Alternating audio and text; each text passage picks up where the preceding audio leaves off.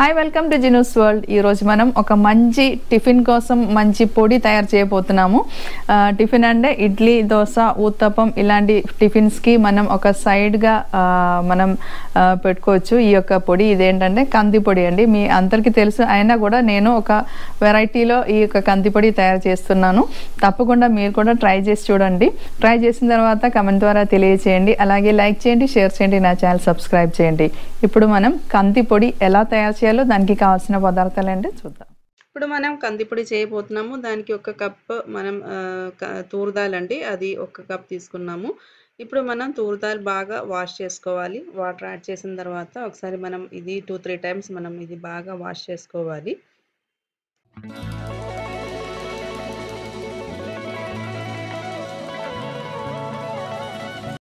Wash చేసిన తర్వాత water అన్ని డ్రైన్ చేసి దీన్ని ఒక టవల్ తీసుకొని దానిలోకి మనం ఇది ఇప్పుడు డ్రై చేయబోతున్నాము. ఇదన్నీ ఒకసారి మనం క్లాత్లోకి ఇలా స్ప్రెడ్ చేస్తూ మనం డ్రై చేసుకోవాలి.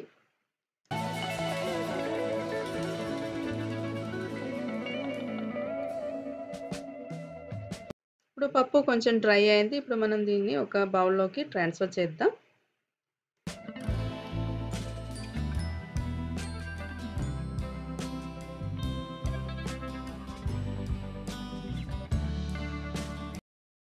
ఇప్పుడు మనం ఫ్లేమ్ ఆన్ చేసి ప్యాన్ పెట్టుకున్నాము. దానిలోకి ఇప్పుడు మనం డ్రై చేసుకున్న పప్పు యాడ్ చేసి లో టు మీడియం ఫ్లేమ్లో మనం ఇప్పుడు ఇది రోస్ట్ చేసుకోవాలి.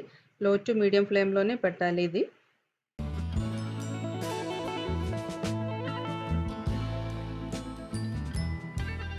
చూసారు కదండి, పప్పు బాగా ఫ్రై అయింది, కలర్ కూడా చేంజ్ అయింది.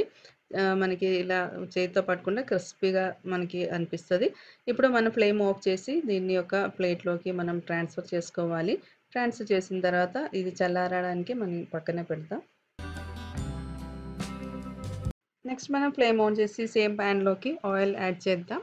ఆయిల్ వేడైన తర్వాత దీనిలోకి మనం ఇప్పుడు ధనియాలు ఒక టేబుల్ స్పూన్ యాడ్ చేద్దాం. నెక్స్ట్ మనం దీనిలోకి ఒక టేబుల్ స్పూన్ జీలకర్ర యాడ్ చేద్దాం. ఎండుమిరపకాయలు ఒక 10-12 ఎండుమిరపకాయలు కూడా యాడ్ చేద్దాం. తర్వాత వెల్లుల్లిపాయలు కూడా ఒక 10-12 దీనిలోకి యాడ్ చేద్దాం. లో ఫ్లేమ్లో బాగా ఫ్రై చేద్దాం. ఇప్పుడు మనం లో ఫ్లేమ్లో ఇదన్నీ ఒకసారి బాగా ఫ్రై చేసుకోవాలి.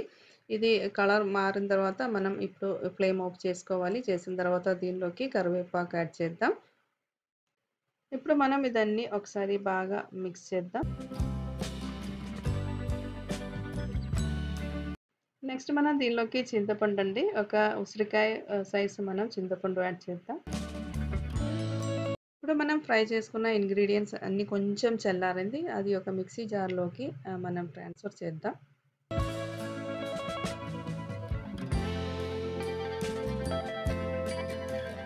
నెక్స్ట్ మనం దీనిలో కొంచెం ఉప్పు యాడ్ చేద్దాం. ఉప్పు యాడ్ చేసిన తర్వాత బాగా క్లోజ్ చేసి మనం ఇప్పుడు ఇది మిక్సీ పట్టాలి.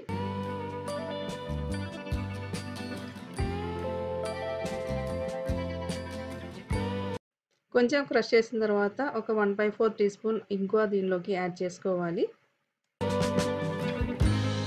అంతేనండి, మంచి టేస్టీగా కందిపొడి ఇక్కడ రెడీ అయింది. అందరూ తప్పకుండా ట్రై చేసి చూడండి. ఇది మన టిఫిన్ ఇడ్లీ, దోశ, ఊత్తప్పం అలాగే మంచి మన వేడి వేడి రైస్తో పాటు గీ వేసి తింటే చాలా బాగుంటుంది. తప్పకుండా ట్రై చేయండి. ట్రై చేసిన తర్వాత కమెంట్ ద్వారా తెలియజేయండి. లైక్ చేయండి, షేర్ చేయండి, నా ఛానల్ సబ్స్క్రైబ్ చేయండి. మరొక రెసిపీతో మీ ముందున్నాను.